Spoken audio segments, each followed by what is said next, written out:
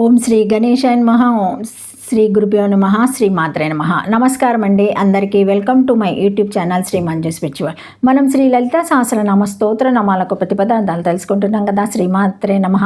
కానీ అంతకంటే ముందుగా మొదటిసారి కనుక ఈ వీడియో చూస్తే మొదటిగా చిన్న లైక్ ఇవ్వండి, ప్లీజ్ షేర్ చేయండి, నచ్చితే సబ్స్క్రైబ్ చేసుకోండి, కామెంట్ పెట్టండి.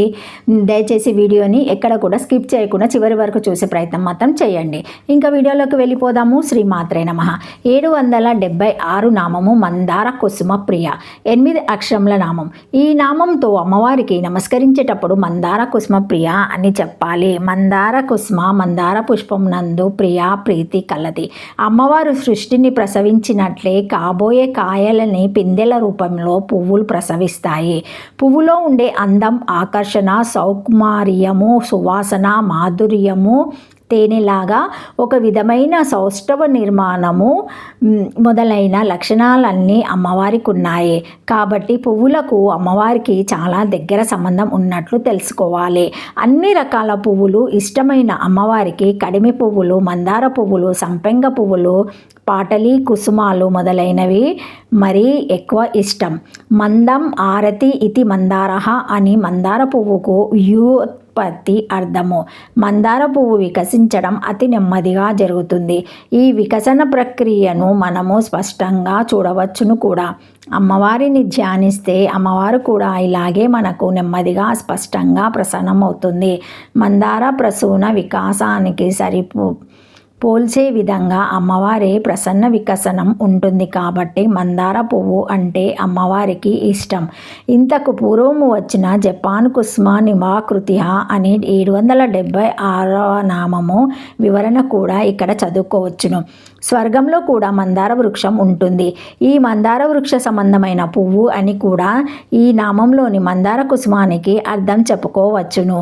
ఈ మందార వృక్షము దీనుల కోరికలు తీర్చి వారి దైన్యాన్ని పోగొట్టుతుంది. కాబట్టి తాను కూడా అలాంటిదే. కాబట్టి అమ్మవారికి ఈ మందారం అంటే ఇష్టం ఉండడం సముచితమే అవుతుంది. మందార పుష్పం నందు ప్రీతి కలది అని ఈ నామానికి అర్థము. 777 నామము వీర ఆరాధ్య. శ్రీమాత్రే నమః. 4 అక్షరముల నామము. ఈ నామంతో అమ్మవారికి నమస్కరించేటప్పుడు వీర ఆరాధ్య నమ అని చెప్పాలి. వీర వీరుల చేత, ఆరాధ్య ఆరాధింపబడుతున్నది. వీరరసం అందరి సొమ్ము కాదు. అవసరమైనప్పుడు లేచి రెచ్చిపోయేవాడికి ఈ వీరరసం ఉండదు. మానవ జాతిలో కొందరికే ఈ వీర లక్షణం రక్తంలోనే జీర్ణించుకొని ఉంటుంది. వాళ్ళే క్షత్రియ వర్గం క్రిందకు వస్తారు. మిగిలిన వారు మిగిలిన బ్రాహ్మ, వైశ్య, శూద్ర వర్ణాల్లో దేనికో దానికి చెందుతారు. తమ శక్తి శౌర్యాలను పెంచుకుంటూ ధనుర్వేద్యాది క్షాత్ర సంబంధమైన విద్యా శిక్షణ కాలంలోనూ, యుద్ధానికి వెళ్లే ముందు, విజయోత్సవాల్లోనూ దుర్గాదేవిని ఆరాధించడం ఆచారంగా వస్తుంది. ఇలాంటి వీరుల చేత ఆరాధింపబడేది కాబట్టి అమ్మవారు వీర ఆరాధ్య. వీరులంటే మానవులపై నుండి పరిపాలించేవారు. వీరే ఇంద్రాది దేవతలు, త్రిమూర్తులు. వీరందరూ కూడా అమ్మవారి ఆదేశానుసారం వర్ణిస్తూ ఆజ్ఞలకు లోబడి ప్రవర్తిస్తూ అమ్మవారిని అర్చిస్తారు. కాబట్టి అమ్మవారు వీర ఆరాధ్య. శ్రీవిద్య ఉపాసకులలో శ్రేష్ఠులను కూడా వీరులు అంటారు. 1 వీరులచే ఆరాధింపబడుతున్నది, 2 మానవులను పరిపాలించు దేవతా త్రిమూర్తులచే ఆరాధింపబడుతున్నది, 3 శ్రీ విద్య ఉపాసక శ్రేష్ఠులచే ఆరాధింపబడుతున్నదని ఈ నామానికి అర్థము. శ్రీమాత్రే నమః. శ్రీమాత్రే నమః. అహం నేను, ఇదం ఇది. అహం శబ్ద వాచ్యమగు తన యందు తత్పతియోగి అగు ఈ చూడబడుతున్న ప్రపంచమును ప్రకృష్టముగా లయింపజేయచు అంతటా వ్యాపించి నిండిన అమంగళములను పోగొట్టు ఆత్మవస్తువును, ప్రాణశక్తిని పరబ్రహ్మముగా ఎవరు అనుభవించెదరో వారు వీరులనబడుతుందురు. అట్టి వీరులచే సేవింపదగినది అగుటచే అమ్మకు వీర ఆరాధ్య అని పేరు కలిగినది. హాం మమ ఇత్యాభిమాన వీరాహిత. వీర ఇత్యుచ్యత తేతి అస ఆత్మదుర్గ.